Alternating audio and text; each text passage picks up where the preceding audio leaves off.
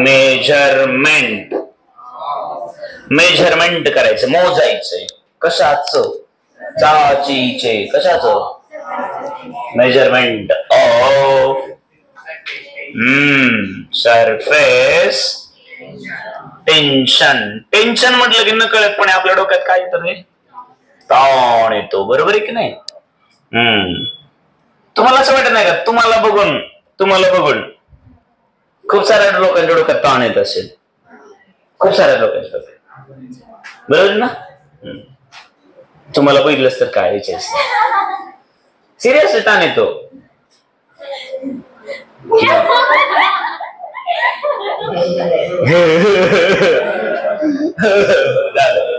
Okay, हसलो. जोकाचा झाला ना, कोणीतरी जोक करायचं, मी एकट्याने करायचं का? मग आता सरफेस टेन्शन मोजायचंय. काय करायचंय? मोजायचंय. मग सरफेस टेन्शन कुठं असतं? लिक्विडच्या मध्ये असतं का लिक्विडच्या सरफेसला असतं? लिक्विडच्या. मग मी डायग्राम ड्रॉ केली तर कम्प्लीट डायग्राम ड्रॉ करत बसायची आणि पुन्हा काय दाखवावं लागलं? आता या बॉटल मध्ये काय आहे? लिक्विड आहे. मग हे पूर्ण खाली असणारं लिक्विड बघायचं का सरफेसचं फक्त? मग सरफेसचं लिक्विड बघायचं म्हणजे मी टॉप व्ह्यू बघणार ना. मग टॉप व्ह्यू बघितलं तर मला पाणी बॉटल फक्त गोल दिसणार ना. असंच ना. बरं, आता मला सांगा, तुम्ही याचा कुठला व्ह्यू बघताय? Front view. तुम्हाला हा व्ह्यू बघितला तर काय दिसतो? तुम्हाला हा सिलेंडर नाही तर एक व्ह्यू असा दाखवला तर तो रेक्टँगल आयत असतो, बरोबर आहे. आणि टॉप बघितला तर सर्कल असतो, बरोबर आहे का? टॉप बघितला तर काय दिसेल? फ्रंट बघितला तर एक रेक्टँगल दिसतो. असंच असतं. मग आपण थोड्या वेळासाठी डायग्राम ड्रॉ करू एकदम चांगल्या पद्धतीने. बघा इथं समजा आपण असं केलं, काल म्हटल्याप्रमाणे की आपण एक खूप मोठं पातेलं घेतलं. काय घेतलं बघा ना? हे असं पातेलं घेतलं. तर बेसिकली हे पातेलं वरच्या बाजूने हे असं असतं ना रे, गोलच असतं ना.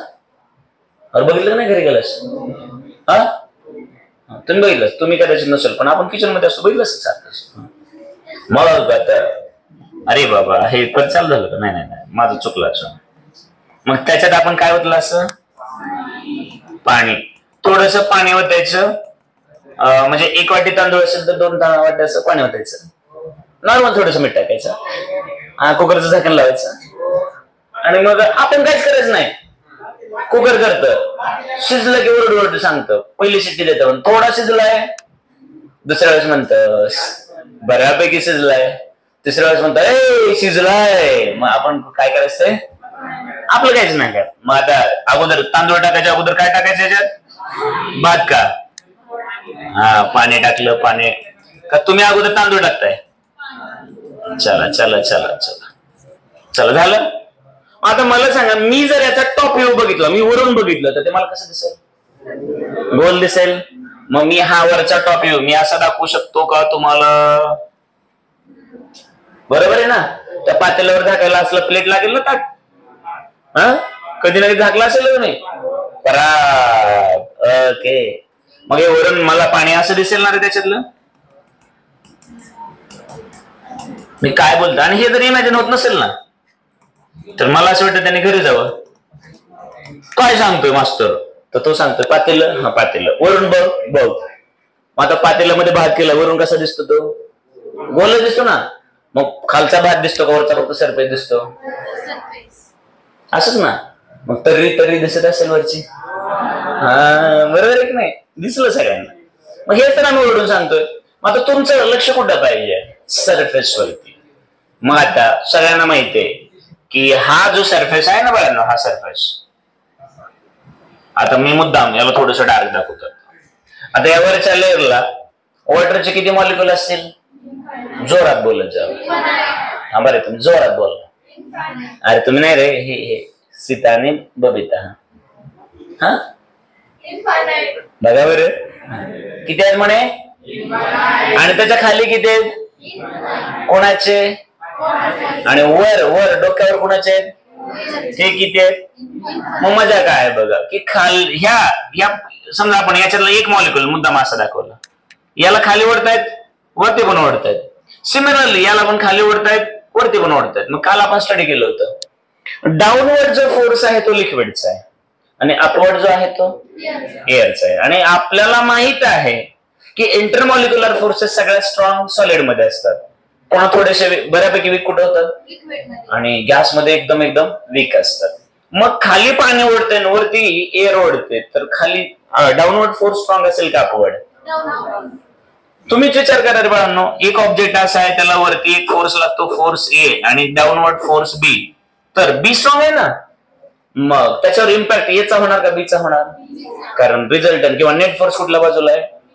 म्हणजे याचा अर्थ हा जो सरफेस आहे ना, या सगळ्या मॉलिक्युल वरती नेट फोर्स अपवर्ड डायरेक्शनला ऍक्ट होईल का डाऊनवर्ड? जोरात, म्हणजे त्याला पुल करत असतील सगळे. मग खालचं पाणी सगळ्यात वरच्या थराच्या पाण्याला काय करत असेल? खाली ओढत असेल, आणि त्याच्यामुळं वरच्या लेअरला जे काही मॉलिक्युल आहे त्याच्यावरती ट्रेस येत असेल, ताण येत असेल, फोर्स पडत असेल, आणि त्याच्यामुळं जे एकदम सरफेसवरती पाणी आहे ते काय होतं, तर ते ताणलं जातं, ओढलं जातं.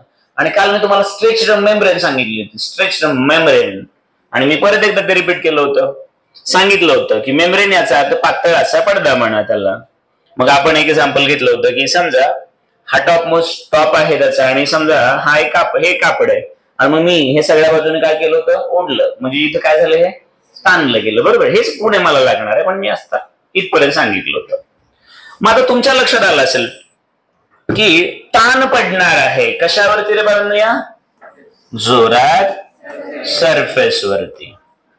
पण आता काल आपण हे शिकताना लगेच तो तबला पण घेतला होता, तो मृदंग पण घेतला होता, बरोबर आहे की नाही?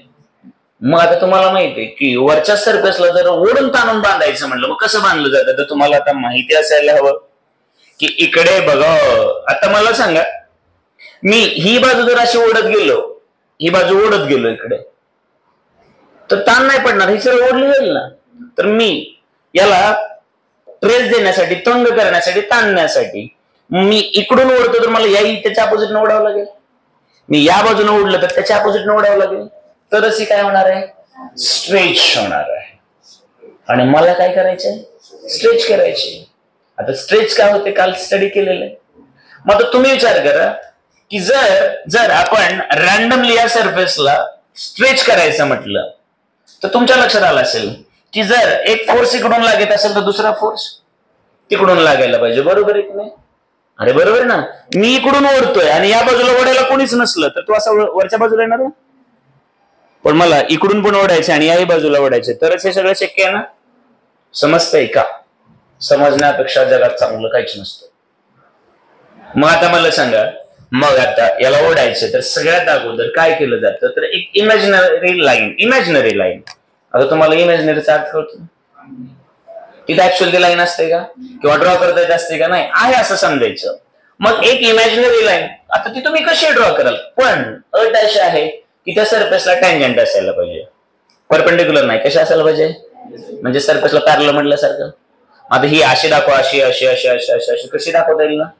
म्हणजे ती लाईन किती प्रकारे ड्रॉ करू शकता? इन्फानाइट. मग समजा कोण अशी ड्रॉ करेल, बरोबर आहे ना?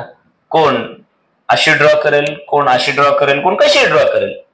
मग आपण याला असं ड्रॉ केलं की जनरली याचे दोन वेगवेगळे पार्ट्स बनतील. मग याचा एक सेक्शन हा आणि दुसरा हा, सेम असे घेतलं थोडक्यात.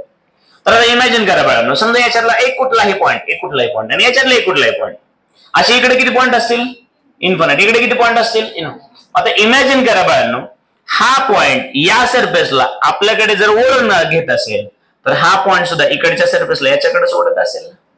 Yes sir no? स्ट्रेच करायचं म्हणजे एकमेकांना काय करावं लागेल? ओढावं लागेल, ताणावं लागेल, ढकलायचा विषय. कारण त्यांच्यामध्ये अट्रॅक्शन असतं का रिपल्शन? मग सेम मध्ये अट्रॅक्शन असतं त्याला काय म्हणतात? कोहेजन. आणि डिफरंट मध्ये अट्रॅक्शन असतं त्याला ऍडेजन. झालं ना आपलं? डिटेल समजलं ना सगळं? नक्की कळालं ना? मग आता तुम्ही विचार करायचा बाळांनो की समजा हा ए मॉलिक्युल आहे ना, हा बी मॉलिक्युल आहे, तर हा ए मॉलिक्युल या सरफेसकडे इकडे या सरफेसला फोर्स टाकून आपल्याकडे ओढायचं बघेल, ताणायचं बघेल, तर बी सुद्धा इकडच्या सरफेसला त्याच्याकडे ओढायचं बघेल ना. मग इकडे इन्फानाइट पॉईंट आहे, ते या इन्फानाइटला ओढायचं बघतील, हे इन्फानाइट पॉईंट तिकडच्या इन्फानाइटला ओढायचं बघतील, म्हणजेच हा सरफेस असा ताणला जाईल ना. बरोबर आहे की नाही? मी काय बोलायलो समजतं का? तुम्हाला सगळ्यांना माहित आहे, साधा आता काल परवा पाऊस आला, सगळ्यांनी गावाकडे गेलो, एकच लगबग होती. मॅक्झिमम लोक आपापल्या शेतातला कडवा झाकून ठेवायचा बघत होते. कडब्याच्या आपल्या एरियामध्ये गंज लावतात, बरोबर आहे की नाही, त्याच्यावर टाकलं ते ताडपत्री, तर तुम्हाला माहित आहे इकडून ओढतात तिकडून ओढून त्याला काय करायचं, स्ट्रेच करायचं असतं. सोयाबीनच्या सीझन मध्ये तेच बघतो, ट्रक वरती तेच टाकलेलं असतं ताडपत्री, ओढायचं असतं त्यांना, ताणायचंय. मग सिमिलरली बाळांनो, जर हा वरचा सरफेस स्ट्रेच करायचा असेल, मग हा जर सरफेस स्ट्रेच करायचा तर इकडून पण ओढा आणि याही बाजूने, म्हणजे एक्झॅक्टली अपोजिट बाजूने काय टाकावं लागेल, फोर्स टाकावा लागेल, बरोबर आहे. आणि मग सरफेस टेन्शन मध्ये नेमकं काय सांगितलं जातं बाळांना, तर साधी सोपी गोष्ट आहे की ही जी लाईन आहे ही मी इमॅजिनरी लाईन आहे. ही कशावर डिपेंड आहे, तर तुमचा जेवढा मोठा सरफेस एरिया तेवढी तुमची लाईन काय होणार, मोठी मोठी मोठी मोठी, आणि जेवढा छोटा एरिया तेवढी लाईन छोटी छोटी छोटी छोटी. लक्षात आलं का? इकडे इन्फानाइट पॉईंट, इकडे इन्फानाइट पॉईंट, आणि ही इमॅजिनरी लाईन, सगळाच गोंधळ चालू होतो. मग हे असं का केलं असेल, तर सगळ्यात पहिली गोष्ट, हा टोटल जो सरफेस आहे त्याची पर्टिक्युलर अगोदर लेंथ निवडली जाते, आणि ह्या लेंथच्या एका बाजूला इन्फानाइट पॉईंट आहे तर ऑब्व्हियसली दुसऱ्या पण बाजूला, मग हे पॉईंट याच्यावर जसा फोर्स टाकतात हे पॉईंट तसाच फोर्स त्याच्यावर टाकणार. आणि म्हणून बाळांनो, एकदम साध्या सोप्या भाषेमध्ये ही कॉन्सेप्ट सांगितली जाते की सरफेस टेन्शन म्हणजे नेमकं काय असतं. तर साध्या सोप्या भाषेत बोलायचं झालं तर सरफेस टेन्शन म्हणजेच बाळांनो force exerted by these molecules of surface. Molecule कोणाचे असतात, खाली बॉटमचे असतात, सरफेसचे असतात. बॉटमच्या मॉलिक्यूलचा काय संबंध आहे का, ते निवांत आहेत, माहिती ना आपल्याला. सगळ्यात लोड कोणाचा आहे, आपल्याला फक्त सरफेसचा. म्हणजे force exerted by n number of molecules of surface पर, आता ही लेंथ महत्वाची आहे ना, पर युनिट लेंथ, म्हणजे किती फोर्स टाकला किती लेंथ वरती, कारण लेंथ कुणाची आहे, त्या सरफेसची आहे. लक्षात आलं का, लेंथ कुणाची आहे, सरफेसची. मग किती फोर्स पडला किती लेंथ वरती, मग तुमच्या लक्षात आलं सरफेस टेन्शन हे सिंपल फोर्स नाहीये, तर काय फोर्स पर युनिट कॉन्सेप्ट कळाली आहे का, ट्रिकी काय आहे, चेंज काय आहे कळालं का. तर फोर्स तर टाकणार आहेत पण ते एका पर्टिक्युलर लेंथच्या अपोजिट बाजूला टाकणार. मग ती लेंथ घेतली कशासाठी, तर तुम्हीच विचार करा बाळांनो, जर ती लेंथ घेतली नाही समजा, तर एकदम छोटा सरफेस आहे आणि समुद्रासारखा एकदम मोठा सरफेस आहे, काहीच कळालं नसतं ना. लक्षात आलं का, दोन्ही बाजूला तर इन्फानाइट पार्टिकल आहेत, पण नेमकं तो सरफेस किती मोठा आहे ते कोण सांगणार आहे, लेंथ सांगणार आहे. मग आता तुम्ही मला सांगा रे बाळांनो, फोर्स, मग तुम्ही एक्सपिरियन्स म्हणा किंवा एक्झर्टेड म्हणा, कारण याने टाकलं तर ते एक्सपिरियन्स करतील आणि त्यांनी टाकलं तर हे एक्सपिरियन्स करतील. एक्सपिरियन्स करणं याचा अर्थ कळतो का असतो एक्सपिरियन्स करणं, अनुभव घेणे, बरोबर आहे ना, बरोबर आहे ना. मग मी तुला एक दिली तर एक्झर्ट करणारा मी आणि अनुभव घेणारा, बरोबर आहे का, कळलं का मी काय बोललो ते, समजलं का. मग याचा अर्थ हा टाकतो तर हा काय करतो, हा म्हणजे याने टाकला याने एक्सपिरियन्स केला, त्याने याने टाकलं तर याने, कळतंय का. मग कुणी कुणावर टाकलं आणि कोणी अनुभवला, कॉन्सेप्ट क्लिअर आहे. आणि मग आता मला सांगा फोर्स युनिट काय, लेंथचं युनिट काय, मीटर स्क्वेअर ना, न्यूटन, व्हेरी गुड. म्हणजे याचा अर्थ सरफेस टेन्शन याचं युनिट काय असतं, न्यूटन पर मीटर, बरोबर आहे का. आता याच्या डायमेन्शन्स कशा असतील हे जर मी तुम्हाला शोधा म्हणलं तर तुम्हाला कुठला चॅप्टर हेल्पला येणार, 11वीचा. आणि प्रत्येक चॅप्टर मध्ये 11वीचा पहिला चॅप्टर असतोच, आणि हे मी तुम्हाला त्या चॅप्टर मध्ये सांगितलं होतं ना की कुठल्याही चॅप्टर मध्ये जा 11वीचा पहिला चॅप्टर तुमच्या सोबत असतोच. मग आता थोड्या वेळासाठी याच्याकडे जर गेलो आपण तर वरती फोर्स आहे, फोर्स म्हणजेच माहित आहे मास इंटू ऍक्सेलरेशन. फोर्स म्हणजे काय असतो, mass into acceleration divided by, ही लेंथ अशीच ठेवली थोड्या वेळासाठी, mass kilogram metre per second square divided by, बरोबर आहे का. बघा कुठं चुकवू नये, बोलता बोलता काहीतरी मिस्टेक होऊ शकतात. मग मला सांगा वरती फोर्स आहे, फोर्स म्हणजेच काय, मास इंटू ऍक्सेल, मग mass unit kilogram, acceleration metre per second square divided by length metre, metre metre म्हणजे हे काय झालं, किलोग्राम, बरोबर आहे का. मग याच्या डायमेन्शन एल एम टी कशा पद्धतीने होतील बघा, लेंथ आहे का रे, नाही, मास टाइम सुद्धा, कुठं काय मिस्टेक तर नाही ना झाली, क्लिअर आहे सगळं. तर मला सांग, एवढी साधी सोपी कॉन्सेप्ट आहे. मग सरफेस टेन्शन फिजिकल क्वांटिटी आहे, तर मोजता आली आणि मोजायची, तर युनिट काय आहे त्याचं? न्यूटन पर मीटर. मग त्याचं बाकीचं अनालिसिस झालंय का? आता दुसरी कॉन्सेप्ट अशी बघा की जनरली तुम्हाला लोकांना काय वाटतं की फोर्स आहे म्हणजे ती वेक्टर असायला पाहिजे असं तुम्हाला वाटतं. पण आपली अट काय? वेक्टर म्हटलं की स्पेसिफिक डायरेक्शन असायला पाहिजे का नाही? असायला पाहिजे ना. मग यावर इथं तुम्ही ही लेंथ अशी पण ड्रॉ, आता इकडे जाता एक्स्ट्रा पेजवरती, समजा तो सरफेस असा आहे, तुम्ही ही लेंथ अशी पण ड्रॉ करू शकता, तुम्ही ही लेंथ अशी पण ड्रॉ करू शकाल, तुम्ही ही लेंथ अशी पण ड्रॉ करू शकाल, बरोबर आहे का? तुम्ही लेंथ अशीही घेऊ शकाल, तुम्ही अशीही घेऊ शकाल, तुम्ही इकडे घेऊ शकाल, इकडे घेऊ शकाल, कशी घेऊ शकाल. म्हणजे याचा अर्थ तुम्ही लेंथ कशी जरी घेतली बाळांनो, तर तुमचा जो फोर्स असणार आहे, एक मजा दाखवतो तुम्हाला, प्रत्येक गोष्टीचं उत्तर किंवा प्रत्येक गोष्टीचं ते काय म्हणतात ते अंडरस्टँडिंग झालं पाहिजे असं मला वाटतं. तर समजा आपण हा सरफेस दाखवला, याच्यामध्ये समजा तुम्ही ती इमॅजिनरी लेंथ अशी घेतली, याच्यात इमॅजिनरी लेंथ अशी घेतली समजा, आणि याच्यात इमॅजिनरी लेंथ अशी घेतली समजा, कशी ड्रॉ करू शकता ना? तर आता याच्यात घेतली तर काही पार्टिकल मी इकडे दाखवले तर काही इकडे दाखवावं लागतील ना. मग हे पार्टिकल इकडे फोर्स टाकत असतील तर हा पार्टिकल इकडे फोर्स टाकणार. पण या लाईनला हा ऑलवेज कसा असणार? सेम. इथं काही पार्टिकल जर दाखवले इकडे पण मला सेम पार्टिकल दाखवावे लागतील. मग समजा ए ने इकडे फोर्स टाकला तर बी इकडे फोर्स टाकेल ना, आणि परत इथं हा फोर्स या लाईनला कसा असेल? सिमिलरली इकडे समजा मी हा पार्टिकल घेतला, हा इकडे फोर्स टाकत असेल तर हा इकडे टाकेल ना, म्हणजेच अगेन हा फोर्स या लाईनला कसा असेल? मग तुम्ही ही लाईन कशी ड्रॉ करू शकता, बरोबर आहे का? मग कशी ड्रॉ करू शकता, पण ती सरफेसला फक्त टँजेन्शियल असेल, बरोबर आहे ना, आणि त्या इमॅजिनरी लाईनला फोर्स कसा असेल? मग जर लाईनची डायरेक्शन काही असू शकते म्हणल्यानंतर फोर्सची स्पेसिफिक डायरेक्शन येईल का? नाही येणार. लक्षात आलं आहे का? नक्की कळालं का? म्हणून सरफेस टेन्शन ही वेक्टर क्वांटिटी नाही. कॉन्सेप्ट क्लिअर आहे का? नक्की आहे ना? कारण परवाच्या दिवशी आपण प्रेशरला वेक्टर म्हणलं, कारण प्रेशर मध्ये फोर्स कसा होता? परपेंडिक्युलर, एका डायरेक्शनला का ऑल पॉसिबल डायरेक्शनला? सगळ्या डायरेक्शनला. मग सगळ्या डायरेक्शनला तर कुठल्या डायरेक्शनला सांगू शकता का? तसं एक्झॅक्टली ही लाईन कशी ड्रॉ करू शकता ना?